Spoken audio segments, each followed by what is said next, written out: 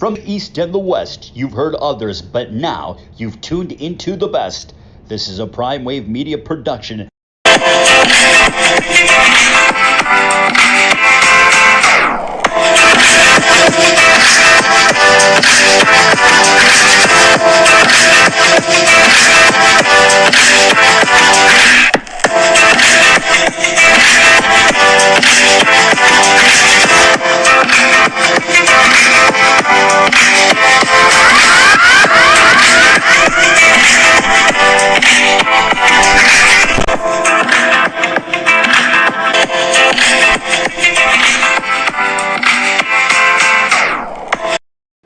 You know what always cracks me up is when I see the intro to the show and I'm in Vegas and everything like that. I'm really like, man, is my thing gonna pop up soon? Man, I love it. I love it. So if you ever been to Vegas, that's like right between MGM. I think that's right between the MGM Grand and pretty much Fat Burger, all that good stuff over there. It's right. It's in that area where MGM Grand, Planet Hollywood, and all that stuff is at. But the bridge is the walkover bridge from New York, over to the other side, the MGM. Just for all my people that haven't been to Vegas yet, when you do go to Vegas, that's where you would want to go to. Is when you're traveling, going across, because you're not going to be able to cross the street the way that you want to. So you got to cross the bridge. All right. So with that, let me go ahead and get our guy on here, the Don of Cape Cod himself, the man, Jeff Dawson. East Coast Sports Investors is in the house. East Coast Sports Investors is in the house. Pops, man? Last time I was here, you had just got no hit, and then you won 10 games in a row. Right. Now we're back on. So at some point, I think I'm a little breath of fresh air, and good luck to you and your blue here, because you won 10 games in a row without me. So I'm glad to be back, sir. Well, I've taken the grandpa approach with the Dodgers this year. Wait till July. Wait till July. We still in spring training in April through June. But when we get to July, they're gonna be coming, and they're gonna be coming hard. And the Dodgers, hey, you know what? I'll be dead honest with you too, Jeff. You'll be mad at me because I'm not a little kid anymore. When I was little, I would know the whole roster. There's guys with the Dodgers, I'd be like, who the hell is this guy? There's a new guy every night. Like, where'd they get this guy from? You know what I mean? Like, they had a guy number 92 pitching last night. I had never seen him before till last night. And he was pitching damn well, too. I said, well, this would probably be a guy they'll talk about being a starter in a few years or something like that. And then they had some new hitters up there as well, too. I was like, who the hell is this guy? But when you see him wearing number 84 and 58 and stuff like that, you know that they're not here for long. You know what I mean? You got to get your number up in the 30s and the 40s. If your number's in the 40s or below, you're staying. But if you anything higher than that, you're one call away from going back to AAA. You know that.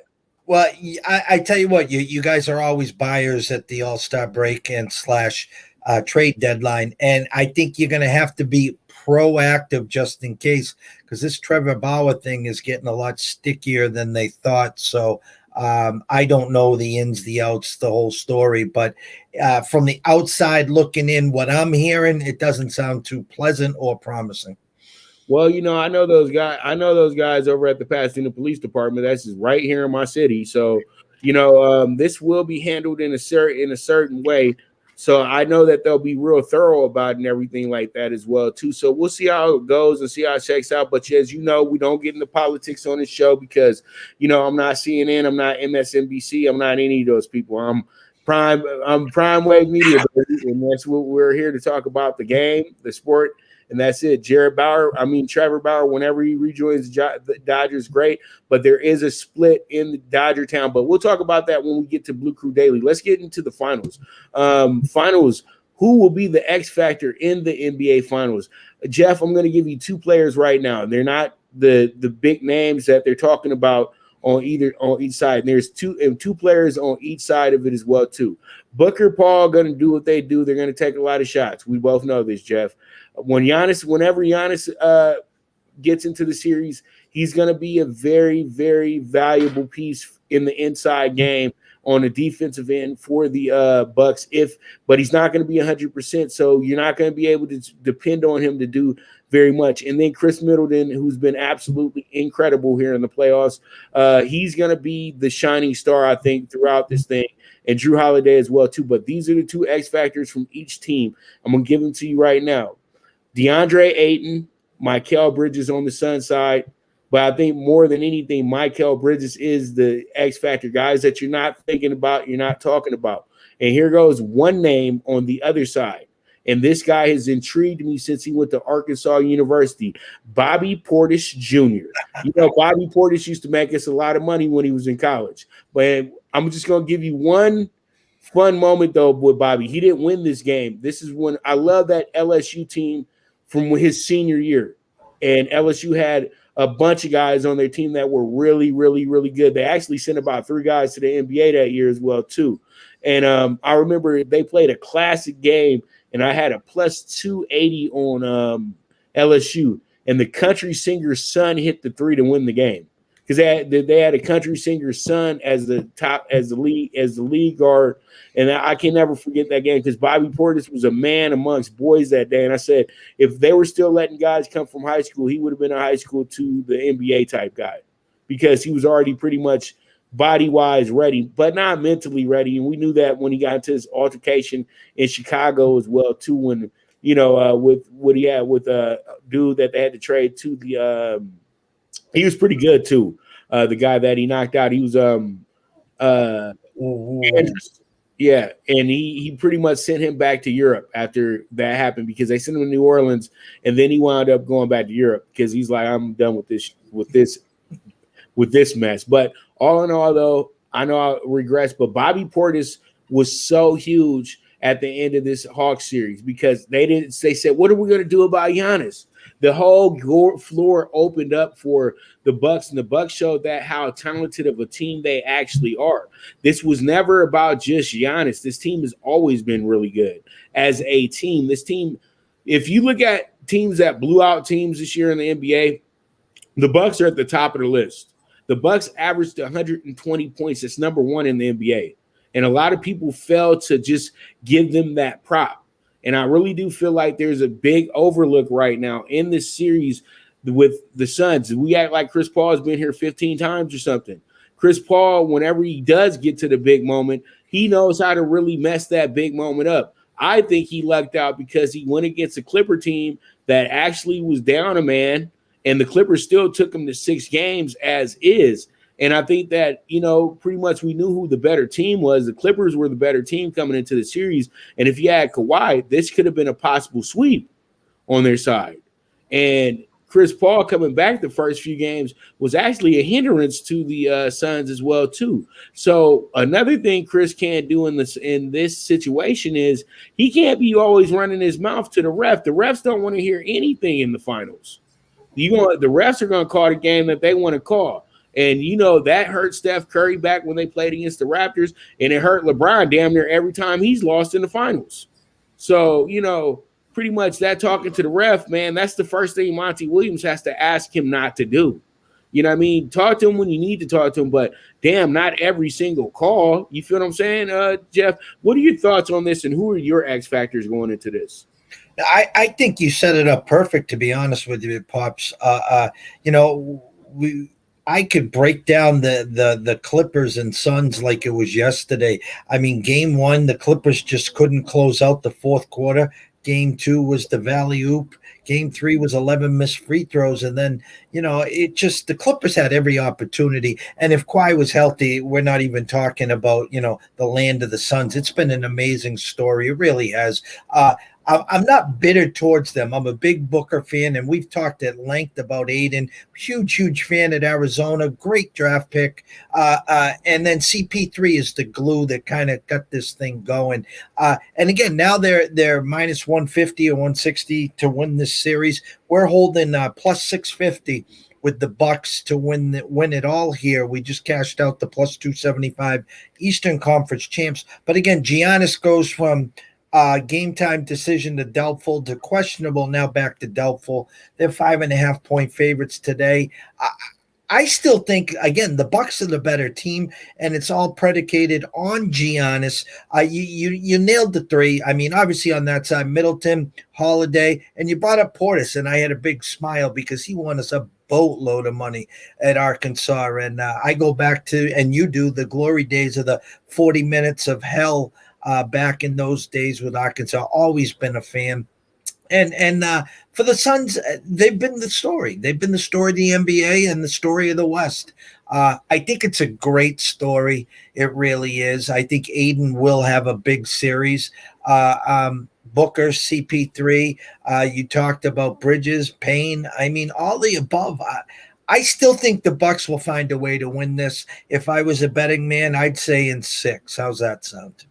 Well, I like the Bucks as well too, and it seems like everybody's really gung-ho towards the Suns and said that I've heard many people say I love CP3, and it's just, wow, it's crazy because really I didn't know that you guys love this guy this much.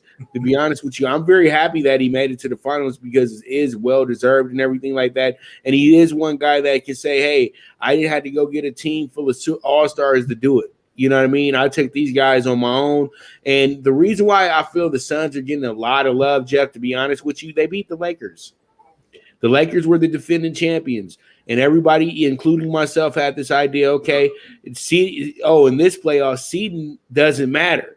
The Lakers going to run through the Suns. Then, it's going to be real easy when they get over to Denver or to Portland. And then they'll run through the Jazz because we thought the Jazz would be there. But the Lakers would have – I'll be dead honest with you. As a Laker fan and as a guy who's been with the team since the day I was born, the Lakers would have lost to the Clippers in the conference finals this year, to be dead honest with you. The Clippers were just much better than they were. If everybody's fully healthy, the Clippers beat them in probably 6 or 7 games.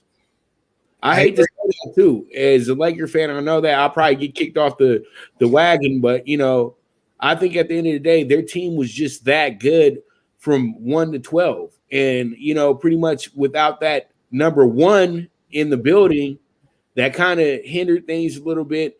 And I think, at the end of the day, if everything comes back intact, the Clippers are going to be a monster favorite going into winning the championship next year as well, too, because they're going to add some top free agents as well, too, as they lose players. And, they made themselves very attractive after they got done with that series. You know what I mean? So we'll see how it goes, man. A lot of rumors swirling right now, Jeff, in the NBA world. But right now the focus is Milwaukee and Phoenix. And honestly, I truly do think that the Bucks have became a much better team without the dependence on Giannis, because then you let Jrue Holiday be the individual he is. He's a great defensive player, great offensive player, and a great leader as well, too. Chris Middleton is a lot like Michael Redd was a decade ago for the Bucks. He shoots, he scores. And then, Brook Lopez, man. Brook Lopez. That's all I can say is that Brook Lopez said, I'm going to be 15 again, and I'm going to hover around the rim. I'm going to stop being such a Stanford calculated player. I'm going to play a little bit like Robin, because Robin never leaves 15 and in. Brook fell so in love with that three-pointer to try to make himself a part of today's game, and it kind of hindered his game as well, too. He would still be in LA if he didn't shoot so many threes. You know what I mean? So pretty much he went back to the basics, and it's actually been something that's been very, very helpful towards the team and moving forward and everything like that. So what I see with the Bucks is I love what I see with the Bucks. And everybody should be giving the Bucks a big shot. This is my last point, because they took down the Nets. I know the Nets didn't have Kyrie, but they had KD. Not having Kyrie wasn't that big of a deal. If you didn't have KD, it'd have been an issue. But you had KD and a 70% Harden, and those guys were supposed to win. They're that good. And they took them to 7, and it was crazy because they had the greatest switch of all time. They played probably the 2 worst opening playoff games that you could play. But the next 5, they were hard to deal with, Jeff. And that's where you got to give the Bucks their props at. They kind of turned into a college basketball team a little bit there in that spot to bring that one home. And I think that's why the Bucks I really like them a lot to win this series, because the way they came back in the Nets series, not about, Giannis and Middleton and all this stuff, just the way the drive of the team itself, and that everybody overlooked them as well too. And now we know that we have to really respect it because this team was the Eastern Conference number 1 seed 2 years in a row until this year. So it is what it is at the end of the day. I love the Bucks in probably 7 games. I think they do celebrate this on their home court back in Milwaukee, and they're gonna have a good time over on Deer Street. No, they did close out the Nets at Brooklyn. They closed out Atlanta. In Atlanta. And they closed out Miami in Miami. Yeah, so they've been road warriors. It's tough to win in Phoenix, no doubt about it. But the Clippers showed the blueprint. You can do it. I'd be interested to see tonight's game. The latest I saw that I don't think he's going to play. I think what they're probably going to do is say, hey, we're going to rest you tonight, kid. This is the Phoenix game 1, the home crowd, let them thrive off of it. If we steal it, we steal it. If not, it gives you an extra couple days to rest, and he'll be back in game 2. Bucks steal game 2, come home, hold serve in game 3, up 2-1, and then you see what happens from there. We'll see how he does when he takes the court, walks around a little bit, moves around, and see if he can move, and that's when they'll make the decision, in my opinion, Jeff, like Agreed. they all do. All right, so let's go ahead and talk about some NBA news. Stan Van Gundy, and I only brought it up because I know you love some Zion, man. And Zion they said he's not a coach killer, but we're going on to coach number 3 now. Stan Van Gundy doesn't blame Zion on his firing from the Pelicans, and and to me, NO can't miss on this next one, dude. Because if NO misses, they're already going to lose Lonzo Ball because he's already rejected whatever offer they gave him. They have Ingram locked down for a while as well, too. Josh Hart is not going to be around much longer either. And, Zion could push for a trade. And if you're Dave Griffin, the actual GM of the New Orleans Saints, at the end of the day, this might be a blessing in disguise for you as well, too. Because you can get a lot of assets for Zion. And you can trick some teams into Zion as well, too.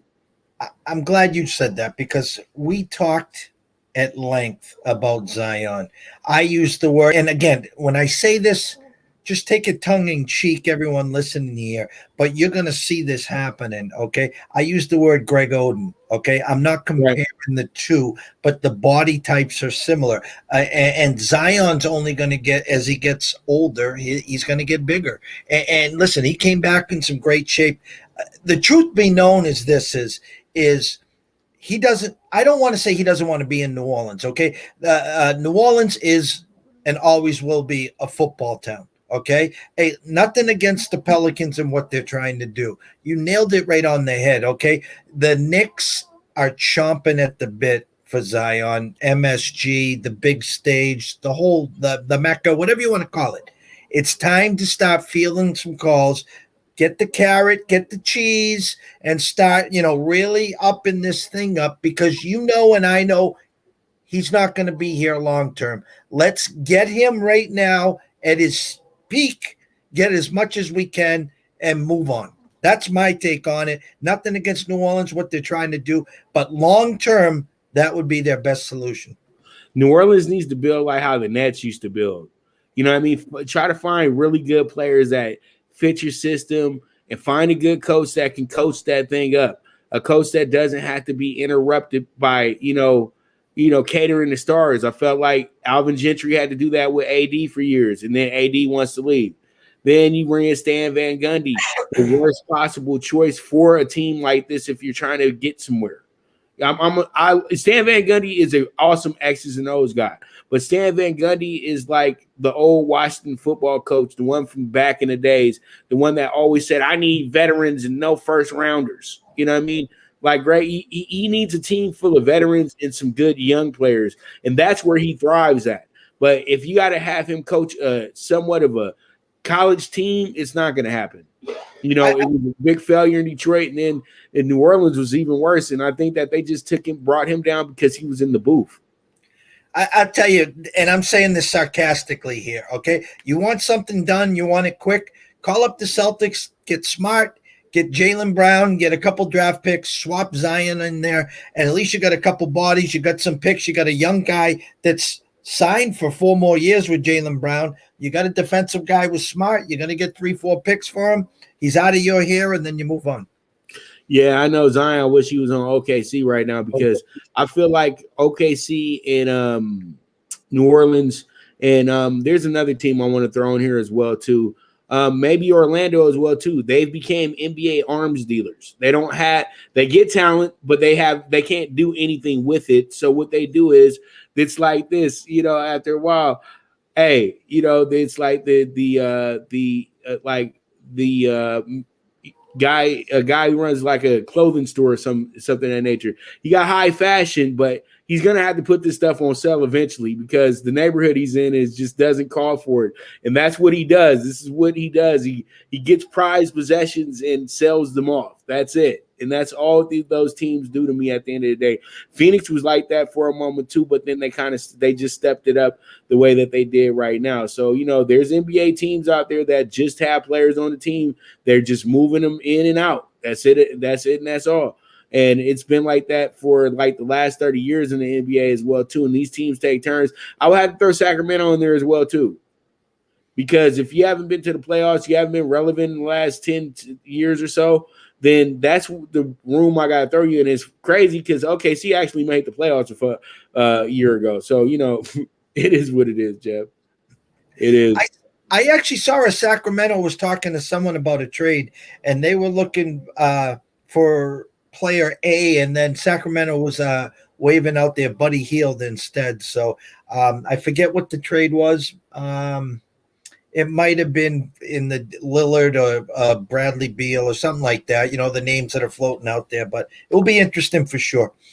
And I think Brad Beal is you have to understand Brad Beal's not stuck in DC. He actually likes being in DC. And if DC is able to bring back Westbrook, they can do some damage next year because that team woke up and they woke up big last year at the end. So, that's a dangerous combination right there, Westbrook and Bradley Beal. But Jeff, let's get into it. It's time to talk about the NFL, man. Enough of this NBA talk, man.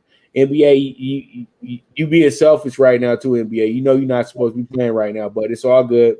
We'll take the July games. But let's go ahead and get into the NFL. Baltimore Ravens are my team of the day to talk about. 11-5 last year, and then they were able to finish up. They were able to get a first-round playoff victory and everything like that, get their revenge against the Titans and get themselves a good little win there. But then they ran into the Bills. And, the Bills pretty much it was a great defensive game, but the Bills won this matchup this time around after, getting their get back from a regular season game from 2019. So pretty much this one right here, the Baltimore Ravens to me are the biggest question mark in when it comes to elite teams. You got Lamar entering his 4th year, Jeff, and I think the tape, there's enough tape on him for teams to know exactly how to attack him, the good teams, because bad teams can't do anything with Lamar. And we both know this, Jeff. But the good teams, though, they can figure it out like how Buffalo did with him. And I know this is the same song that we sing every year about Lamar Jackson and everything like that. But I think, though, this time around, he's going to have to be more than just a runner this year for them to even think about winning more than 11 games this year, unless the defense just goes out there and plays like they did when Ray Lewis was around. And I doubt that's going to happen because the NFL is too good nowadays for you to have a defense that holds teams to single digits or 13 points per game. It's just not going to happen, Jeff. You're going to have a game where a team drops 40 points on you.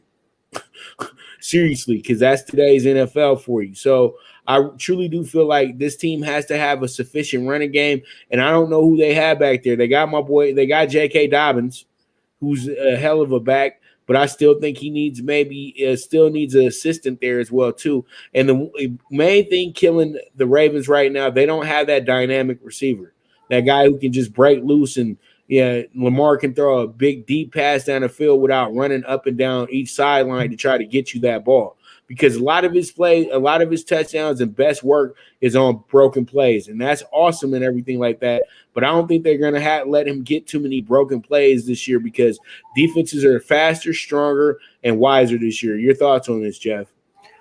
You brought up the Buffalo Bill game in the playoffs, and I remember it like it was yesterday. We were on the Ravens, and the Ravens a couple times stalled inside the 20, and then here they go. They're going in, and then he threw the pick six for 101 yards, and I can still see it. I can see them running down the sideline, and the game was over. We talked prior to the show. Other than the NFC West, they're in the most competitive division, hands down. You got the Steelers, you got the Browns, and you got a Bengals team who's getting better. For this team to shine, I think the defense will have to take the next step, the Ray Lewis era, because that's how they won in the past. It was not relying so much on the quarterback. It was the defense setting up the offense. When you have to put all the eggs into Lamar's basket, yeah, he can run for 30, 40, break off some nice runs and get you that first down. But on a 4th and 10, are you really going to trust him to hit Marquez Brown or Mark Andrews for the first down? He's not a Patrick Mahomes, a Brady, a Rodgers, or anyone like that. So I think they're in a good spot because I think they're the forgotten team. Josh Allen is now Lamar Jackson of last year. He's the running mobile quarterback that everyone loves. I think there's going to be a chip on the shoulder of this team. I really, really do. I think they got the opportunity. There's 17 games this year. They were 11-5. No reason not to get at least 11 wins this year. I look for them to make the playoffs. I look for them maybe to host a game. They got their revenge last year, as you said, against the Titans. I think this year, if it lines up, I think they get their revenge against the Bills, and I could see them going pretty far, Pops. Yeah, I'm just saying, I just kind of want to throw some theater at it. That's all. And I think that the Ravens are a really good team, and I know that they're going to be right there.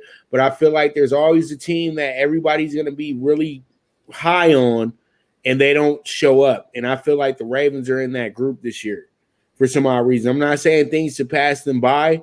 I'm just saying that the AFC is so good that they can't rely on a one-dimensional situation. That's all I'm saying. No, I agree. And like I said, I want to see them to be able to not have to put it all on Lamar. You talked about J.K. Dobbins, Gus Edwards back there. I'm drawing a brain cramp if they kept Ingram or Ingram was off. I think Ingram might have went to Houston, if I'm not mistaken. Oh, Ingram's gone. He's gone. Yeah. I think he's in Houston now. So the backfield have to do some more research there. They got one of the better tight ends with Andrews. Again, their wide receiving core is fast. They got some burners, but, again, it's can Lamar find them? And until he gets to be more comfortable in throwing the ball and not relying on his feet, I mean, that's as far as Baltimore is going to go. Agreed. All right, so with that, we will be right back. This is the Premier Sports Betting Show. But before that, let's go ahead and check out hackclub.com. You guys can go ahead and get yourself that drip, and you guys can get 10% off on any $50 order or better at www.hackclub.com. Once again, check them out, www.hackclub.com. Get that 10% off on any $50 order or better. So we will be back with the Premier Sports Betting Show, the Primetime Angles Live with the one and only Pop DiBiase, the Primetime Capper, and the Don of Cape Cod, Jeff Dawson. Good News Only Racing Club, led by the legendary Doug O'Neill, the trainer of 2 Kentucky Derby winners and I'll Have Another and Nyquist. Also trained 2-time Breeders' Cup champ Golden Sense, who are just a part of a long list of thoroughbred champions trained by Doug O'Neill. The Good News Only Racing Club has a young core of horses to look out for in Dennis's Celery, Irish Heatwave, and Notre Dame, just to name a few. Win the day every day with the Good News Only Racing Club, a proud sponsor of the NFL Bet Exchange. From the East and the West, you've heard others, but now you've tuned into the best. This is a Prime Wave Media production.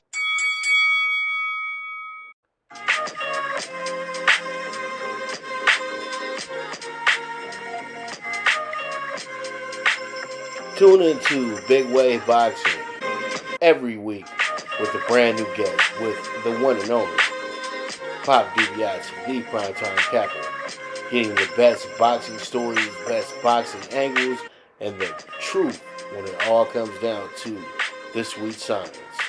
Tune into Big Wave Boxing on the Prime Wave Media channel on YouTube.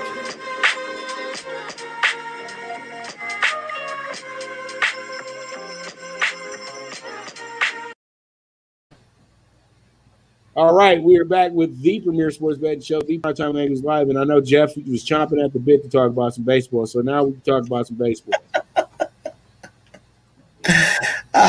Listen, Pops, it's, we're getting time. We're what, 5-6 days away from the All-Star break.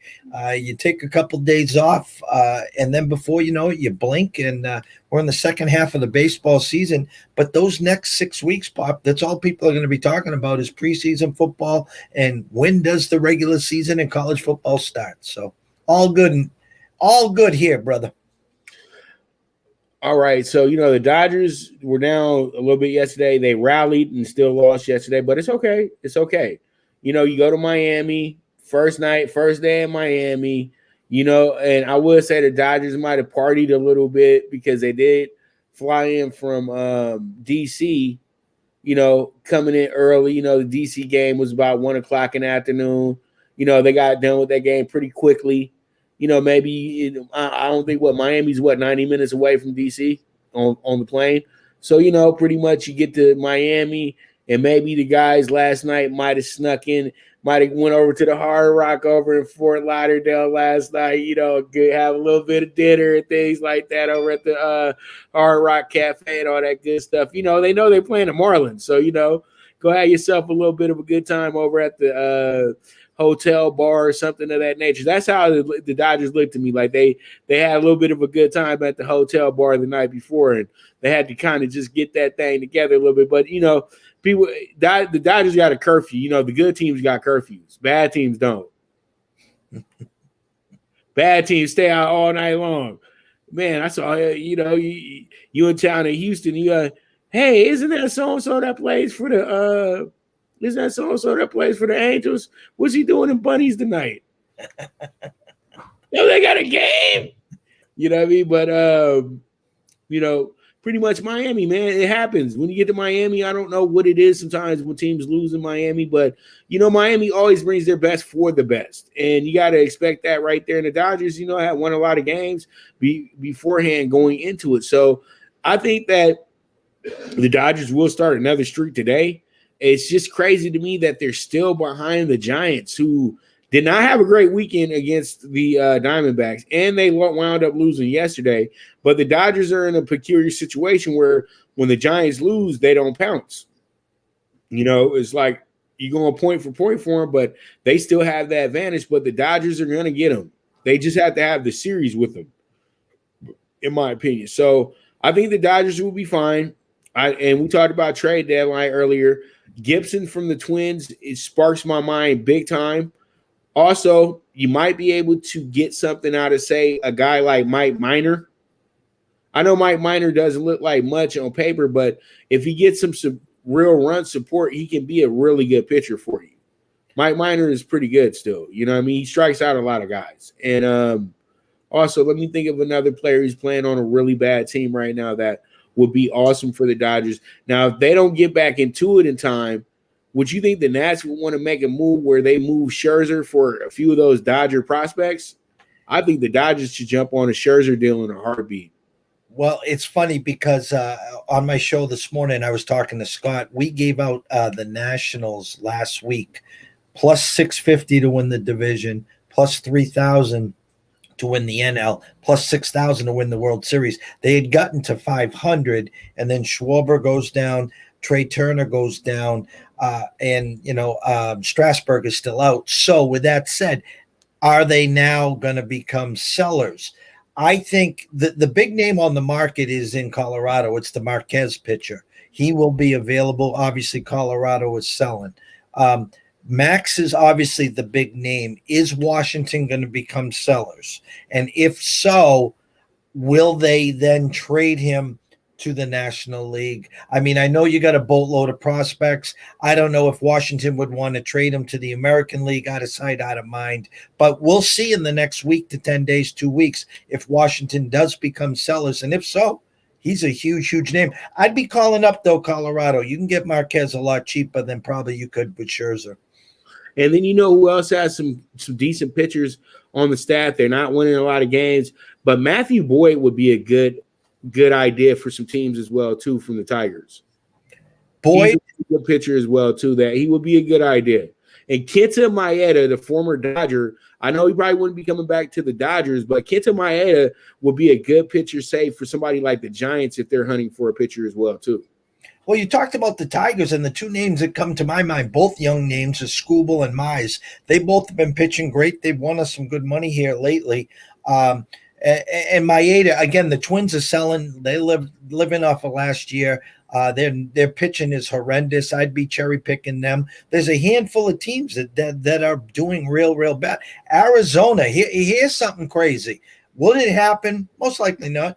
But maybe you throw a soft lob. Do they want to get out of Bumgarner? I know they just got him. I know he's expensive, but start cherry picking some of these teams that are really struggling, going nowhere, and to see where their price tags are and if they're willing to move some of the higher contracts.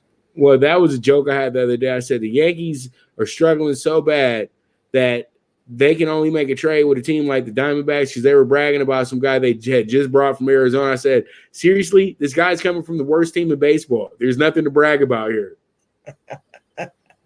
Hey, listen, I was looking up the records, and this is scary. The Yankees, the preseason favorites to face your Dodgers, 42-41. And my beloved Red Sox right now, 54-32. So if my math is correct, we're plus 12 games in the win column on the Yankees right now. And then you got the Rays right in the middle of that. Mm-hmm. To me, the most exciting team in baseball that nobody talks about. Seriously, because that team, the energy that they have is so good, and the chemistry that they have is so good. That's why they were such a tough team for the Dodgers to beat in the World Series last year. If they would have played anybody else in the National League last year, the Rays would have rolled them. Honestly, they would have rolled anybody else but the Dodgers. They'd have had an easy time with the Braves, to be honest with you. You know what I mean? And they would have had an even easier time with, say, somebody like the Padres as well, too. You know what I mean? Because the Rays are really, really good. And losing Blake Snell wasn't anything. It really wasn't. It was, San Diego went crazy for it. But you know what? That just gave them opportunity to bring up another great arm from the farm system. You know what I mean? Because that's what Tampa Bay has learned how to do. They've learned how to be Moneyball times 10. You know what I mean? We're going to have to make Moneyball 2 about the Tampa Bay Rays and them almost winning the World Series.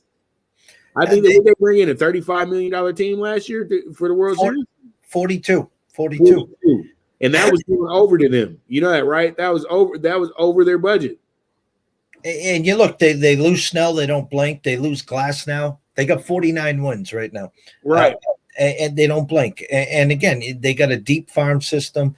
They do it the right way, and they're a tough out. And listen, I'm just enjoying baseball because the Red Sox weren't supposed to be where they are. There's absolutely zero way. They lead the league in assists right now. Last night, your boy, Kiki Hernandez, robs a homer, saves 2 runs there, then guns a guy out at second. And then Santana throws another guy out at home.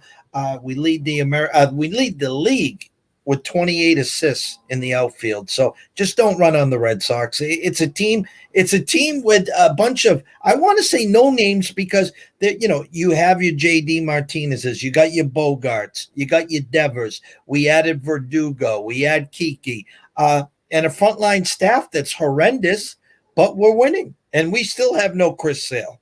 And it's crazy because they don't have the aces, no Evaldi. Mm-hmm. Evaldi was a throwaway from when the Nats when they were bad. Yeah. He was a Yankee though to begin his career, but I always laugh because he was on the Nats as a throwaway. He was a throwaway player from the Yankees, and then got his career back together. Went down to Florida for a moment, and then Boston saved his life. It's that simple because Florida was almost the end when he got to Florida. They just didn't know. Is he a better in the bullpen or is he a better starter? He was always getting hurt, so you couldn't rely on him every fifth day. He has a rubber arm, so they were thinking about moving him to the pen, and then he kind of made a deal with the Sox, say, hey, give me a 3, give me a 4. I'm looking for around 17 mil. If you want me in the bullpen, fine. If you want me as a starter, fine. Just lock me up and we'll figure it out, and it's worked. All right, so man, see baseball. We can talk about it all day, but let's get into these games. Get into this money, Jeff. We got the Indians today. With Braves. I'm sorry, this man put the Indians, dude. God damn. All right, so pretty much we got the Braves today, and the Braves minus 185 with the Pirates being plus 150, and pretty much this right here is going to be a very, very good. Man, it's frustrating because I gave it to him last night as well too. So you had plenty of time to do it right. But which goes so pretty much I look at this one today and I said to myself, you know what? This game should probably go over. This is going to be a really good one when it comes down to it with these two. Actually, I had the over yesterday for my clients. And thank you, Pittsburgh, for having an outburst in the last 3 innings they put in, Jeff. It was 1-2 at the bottom of the 6th. They wound up making the game 11-1. So that's 9 unanswered runs right there from a Pirates team that doesn't score that much. So the Pirates, I'm not saying they're heating up, but they're getting a little better. And I do like them again today. I'm even going to take them on the spread plus 1.5 in this spot today as well, too, Jeff. So there it is for that game. What's your thoughts on this one real quick? I just want to tell all the listeners, we are on fire in baseball. 2 weeks ago, 10-3-1. For the month of July, we started the year 9-0, including last night, Marlins' first 5. Our first loss of July came with the Angels' first 5. So we're seeing the board real well. Initially, this game looked like a bounce-back spot for Atlanta. It's just turned into a huge public game. 79% of the bets, 82% of the money all coming in on Atlanta, yet the line went from 180 to 184. So I would tread lightly if I'm grabbing the Braves. It looks like a great spot for them, but the line's not moving the way it should be. So tread lightly there. And for your under over, opened at 8.5. It has gone to a flat 9, and that's with 54% of the bets and 57% of the money on the under. So keep an eye on the over 9 as well, brother. All right. So we have that. So let's get that one out the way. And pretty much we have ourselves here our next game up, which is going to be the Tigers and the Rangers. And I talked about this game at length with you earlier, telling you about how I took the Tigers, and Tigers went ahead and took care of their business. And it was funny. Somebody threw out the funny stat where how a team plays a day after a loss and blah blah blah blah blah blah blah blah blah blah blah. That overanalyze trying to show you exactly where you make the money at and all this good stuff. And then the Rangers get smoked. I said whoever took that advice is pretty pissed at that dude because he did all that studying for nothing. Those are the carrots, Pops, and we call them water cooler games here. You're at the desk and you see the crawler on ESPN or Fox, and it's like the Celtics are 9-0 on Tuesdays, coming off a loss on the weekend where they travel less than 2,000 miles. And everyone talks about it at the office, and everyone's running to the window to grab the Celtics. And then, of course, and I know the Celtics lose outright. And I always say, where was this the first 8 games? And so we call it the water cooler and carrot. And you're right. The Tigers the last 3 days have been hitting the shit out of the ball. Facing Dunning, though. Dunning has been good, but he's only going to give you 4 to 5. So I would take a look at this. The game opened at 165, currently minus 172. 55% of the bets, 61% of the money, all on the Tigers. I would lean the Rangers minus the first half, first 5 minus a half, and hopefully they're winning by 1 or more. You can get that at around minus 115. Your under over opened at 9.5, juice under is a flat 9 now, juice to the over 112. 61% of the bets coming in on the over, but 62% coming in on the under. So keep an eye again on the under 9 there as well, Pops. All right. And where I'm going with this one, I'm taking the minus 1.5 spread on the Rangers today. Reason being is because I think Dunning is going to be really good. And I just can't trust Jose Urena.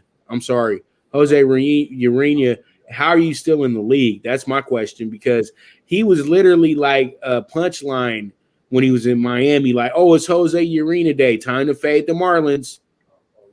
But the thing is, though, he must still be a decent pitcher because that's why he's still in the MLB. It's just that he's not fortunate to play on teams that are very good. That's the whole thing. But it's Jose Urena day, so I definitely can't take the Tigers. I agree. Jose Urena is in that book, is in that category now. Let's move on. Divisional game, White Sox and Twins. White Sox to me seem like they're the racehorse that hit the front and they're waiting for the other horses to come catch up before they get to the stretch drive. You know what I mean? They're kind of taking their sweet time, but the rest of the Central is kind of just falling at their knees a little bit. You get the Indians, they'll win a few in a row, then they lose 5 in a row. Then you get the Twins. The Twins have been bad all season. And believe it or not, the Tigers are sitting in 3rd place right now. And then you got Kansas City, who's middle of the road all the time. You know what I mean? So pretty much White Sox coming this one, very confident today. They want to get that win back from what happened yesterday as well, too. So we'll see how everything goes, see how everything shakes out. But I think this one right here could be a scoreboard watch for fans today, in my royal opinion. The Twins have been a train wreck. I was just looking up their record. They're 35-48. The White Sox are 49-35. So the White Sox are plus 14 in the win column. On paper, it's a great pitching matchup. Rondon versus Berrios. White Sox opened up minus 115, currently at minus 121. 73% of the bets, 66% of the money, all coming in on the White Sox. Line moving in the right direction. The under-over opened at 9, juiced under minus 120. It's dropped to 8, juiced over minus 115. 55% of the bets, but only 46% of the money coming in on that under. I'd keep an eye on the under 8, minus 105. And then for the game, I told Scotty this today on the show, and I told a few clients this. The Twins are a train wreck. They've been, I think they're 3rd in the game right now for least profitable. They have been horrendous.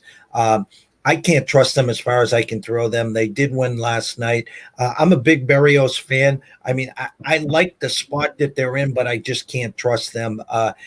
Slight lean would be towards them, but I don't trust them. So it's a scoreboard game for us. I like the under.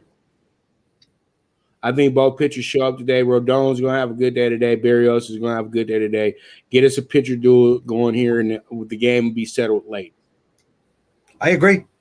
Yep. So that's where I'm going with that one. That's how I'm feeling with that one. All right, here goes a fun one for everybody tonight. Batting practice in Arizona tonight. Rockies versus the Diamondbacks. I say batting practice in Arizona tonight because I feel like this game is going to go over. But usually, believe it or not, these Rockies and Diamondback games tend to stay under a lot of times in Arizona. But tonight, I feel like we are going to get ourselves some magic, some 24/7 magic that Jeff loves. He was playing that Bruno before. But I think we're going to get some magic tonight, and I think we're going to get to over 8.5 here. Yeah, that was good, Pops. You have to, when you're looking at these numbers the way we do, you gotta, when you see a number, you gotta stop and think about it. Okay, the Arizona Diamondbacks, the laughing stock of the MLB, opened up as a minus 119 favorite. They've won like 5 games in their last 50. They are now minus 129. They're receiving only 43% of the bets, but 62% of the money. Lines moved another 10 cents. Your under over opened at 8.5 minus 120, still 8.5 minus 120. Yet 78% of the bets, 77% of the money all coming in on that over. So a line freeze there. Be careful of that over. I telling the listeners, what I would do here, just because of the numbers, I would lean Arizona first 5, keep away from their dreaded bullpen, though offensively challenged, especially to start the games. Hopefully that they can get a few runs early. And for the over-under, just tread lightly. I'm just saying the numbers are saying lean under 8.5. But like you said, you could go to the snack bar, go to the bathroom, and come back, and there's a touchdown put up in this game. Right. That's what type of game this is to me as well, too. I think that at the end of the day, this game just winds up being a game where scoreboard watching is going to help you out a little bit more, and you don't have to pick a side here and just move on down the road, Jeff. You know how it goes. All right, so let's go ahead and get to the West Coast late ones tonight. Up first, we got the Red Sox over at Disney Land, aka Anaheim. You know what I mean? Boston. Hopefully, Boston's not staying over at any of the Disney hotels at Disney. You know what I mean? That's a distraction right there. You know, Boston played last night like they're at one of those motels that had bed bugs at it or something. Because they came in there very, very confident They came in there very, very, very ready to win last night, as I would say. They got the Showtani on the mound, so all guests at the game tonight get to see him pitch and hit. It's a game, again, the Red Sox, just don't run on them in the outfield. Take your base and be grateful. Line opened at 115, currently 113 pops. 63% of the bets, 53% of the money coming in on the Sox. Yet the line dropped 2 cents. You can currently grab the Angels plus 103. Under over opened at 9.5, juice towards the under, and it's dropped to 8.5 juice to the under minus 120. That's despite 51% of the bets and 71% of the money. So right there alone tells us reverse line movement on the under 8.5. For the game, if you're looking for a little action, you could sprinkle a little Angels first 5 plus the 105. If you want to get creative, you can get them plus a half run, minus 135 as well. But the Sox, be careful jumping in front of this train because they're just clicking on all cylinders. Right, and Showtani got smacked up in the Bronx last week too. Yeah, he couldn't throw a strike, Pops. But you know what happened, Jeff? I'll be dead honest with you. We'll get to the next game in 30 seconds. It was the cameras. It was the Bronx. It was all these people. Oh, I got to be at the Showtani game. Showtani. You know how it is when you play in New York against the Yankees. They're going to be in awe of you. And then when you step out there, you got 40,000, you got 70,000 people booing you. They was just telling you how great you was 10 minutes ago. And then they start getting on your head. But see, then the Yankees, at the end of the day, they were patient at their at-bats with him as well, too. And that's the one thing about the Asian pitchers, that when they start getting lit up, they get lit up. Even back when Hideo Nelmo was the most dominant pitcher in baseball, when he had those moments, he would get lit up. I've seen it a few times at the Ravine. You know what I mean? So my thing is, he's great for baseball. We're going to talk about All-Star Game next week as well, too. And I think that he should bounce back tonight because he's at home. And let's do this. Ohtani hits a home run tonight. Bet that prop. There you go. All right. So let's go ahead and talk about the Yankees.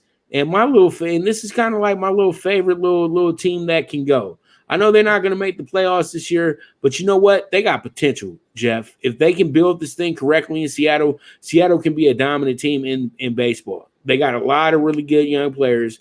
They got a lot of diversity on their team as well, too, which the MLB should love. And I just really think that they're having a good little time up there in the Northwest with nobody worried about them. You know what I mean? They played a hell of a game last week against the Blue Jays in Tampa, where I had them. They were plus 165. They went out there and looked like the favorite that day. and they got some good pitchers that don't get a lot of headlines or anything like that. And I think that the Mariners should be pretty good tonight, to be honest with you. I like them a lot tonight. Looking at the box score here, you got the Yankees coming in 42-41 and the Mariners 45-40. Yet the Yankees open up -145 and currently 161. Now, with that said, they got a split on Monday in the doubleheader, and now they travel out west. Maybe they're going to use this week as a week to try to get hot, because at the break, they open up a 4-game set in the Bronx against the Red Sox. So they have an opportunity to have a great week, get a few days off, and then listen, the whole second half is going to be predicated on what they do those next 4 games. Do they win 3 out of 4? Do they split? Do they lose 3 out of 4? So tonight, what do we got? We got Tallion versus Sheffield.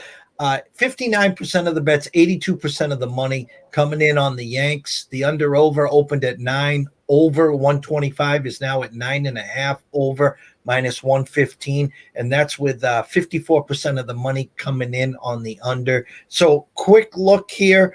Yankees -1.5 is also -110. I can see where you're coming, but the public is saying that the Yankees win today, and they win by at least 2. So I'll go out on a limb and give you a 6-4 Yankee win. How's that? Oh, 6-4 Yankee win. I'm thinking about a 5-0 Mariners win. I'm rooting for you. I can't deal with the Yankees anymore, man, especially when they keep being juiced up as a favorite and things like that. The Yankees have became a very good bet against. No doubt. Absolutely no doubt. But I'm not taking nothing away from you, Jeff, because when Jeff says something, about 80% of the time it winds up happening. I'm just reading the board, and listen, trust me, the Yankees, again, another one of those overinflated teams like the Twins.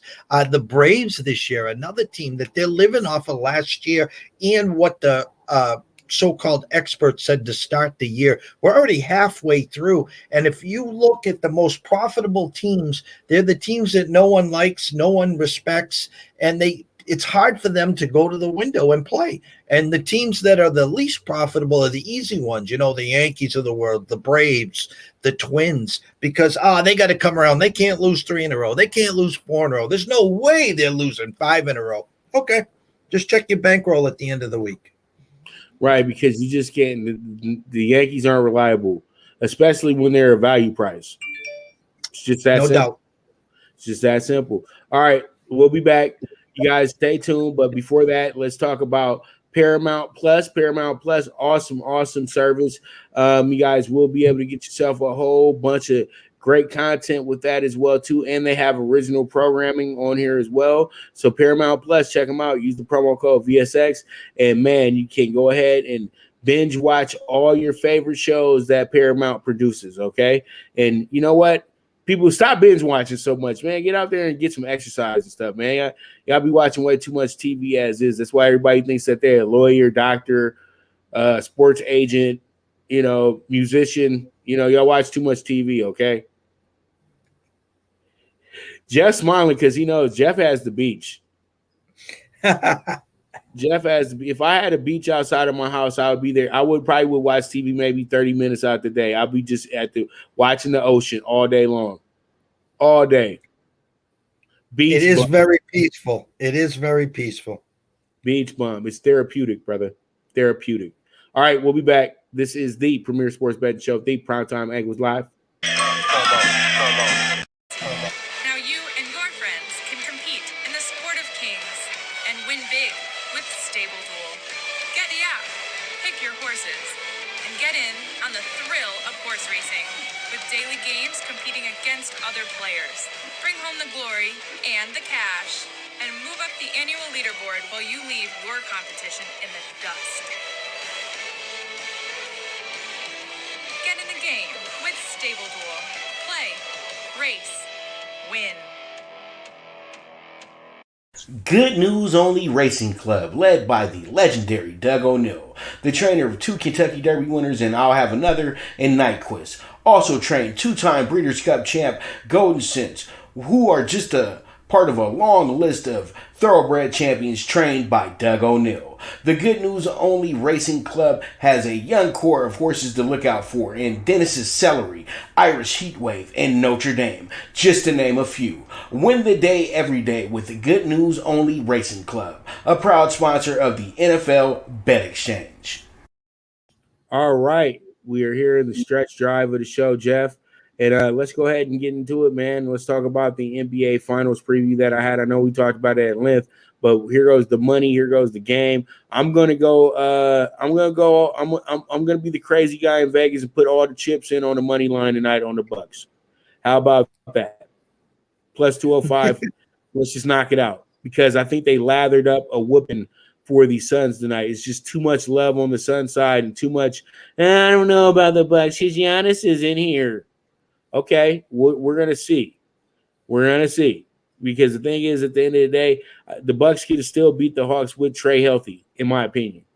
Because they would have been. Because once again, you get to do more things on the floor when you don't have Giannis on the floor.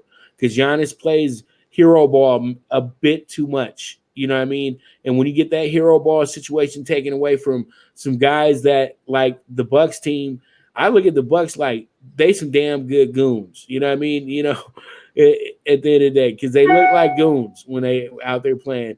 And I think that they're going to wind up being very, very good tonight. And pretty much I like the plus 205 there, Jeff. Real quick, what are your thoughts? Just a quick breakdown of the game. I mean, the numbers are telling me right now 112-106 Phoenix. It's game one. Most likely no Giannis. Gut would love, again, usually game one is when you can steal one or the home crowd just takes it over. I mean, go back to our glory days. I know the Celtics beat your Lakers with Magic by 30 game one, and we already ordered up the duck boats, the parades, and then the Lakers win in 6. So any which way we can get the Bucks to win this series, I'll just say thank you very much. It's a game that you can go in and steal without Giannis. There could be a letdown because he's not playing. Like I said, the numbers say 112-106. So either which way, I'm going with that. And if the Bucks win, God bless you, you got the plus 205. There it is. And there it is. All right, let's go ahead and jump into it. And Giannis, hopefully we'll get an answer about Giannis in about the next at least a few hours before game time. I hate when they come in there 45 minutes before game. He ain't playing. Like, all right, man. We've been waiting all day for the right situation, but it's cool. Vegas is pointing towards him not playing tonight, and I think that's best for the Bucks as well, too. All right, so let's go ahead and jump into it. Computers ran a little low, so I got to speed it up a little bit. We got the Pirates plus 1.5 tonight. Rangers minus 1.5 tonight. Under 8.5 with the White Sox and the Twins. Over 8.5 with the Rockies and the D-backs. The Angels show tiny time minus 105.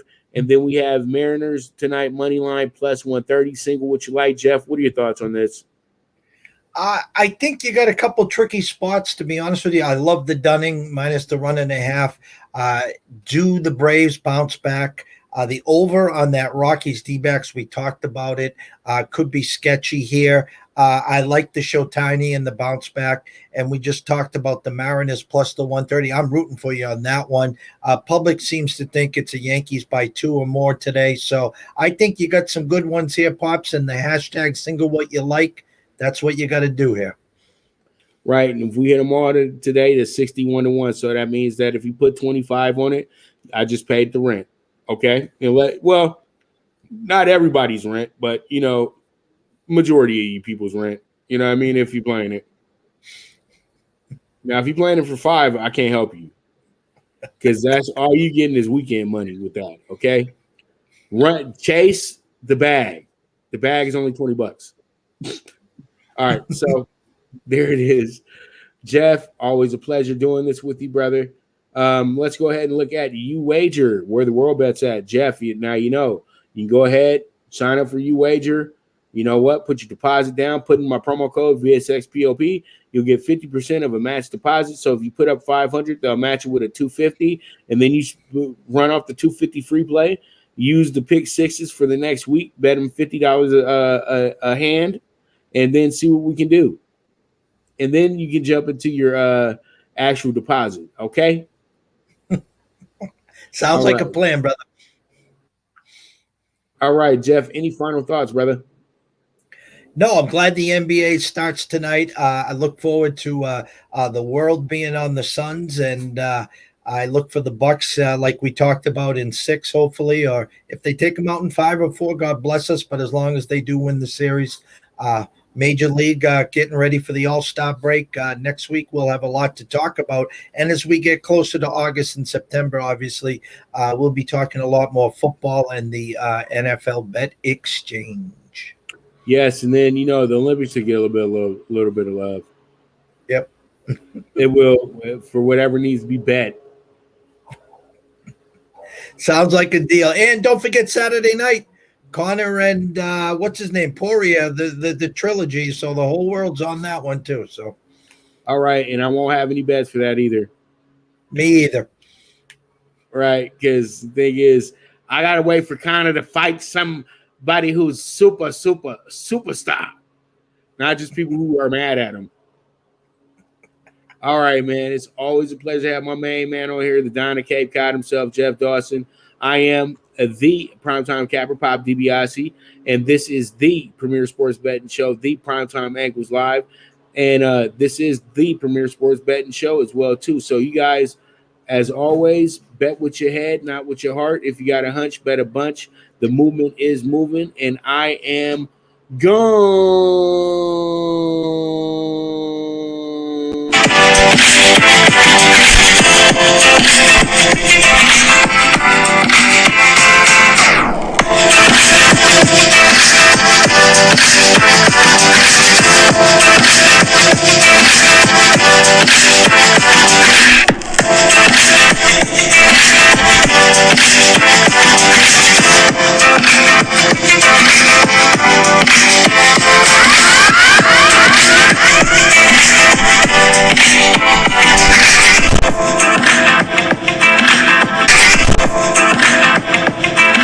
From the East and the West, you've heard others, but now you've tuned into the best. This is a Prime Wave Media production.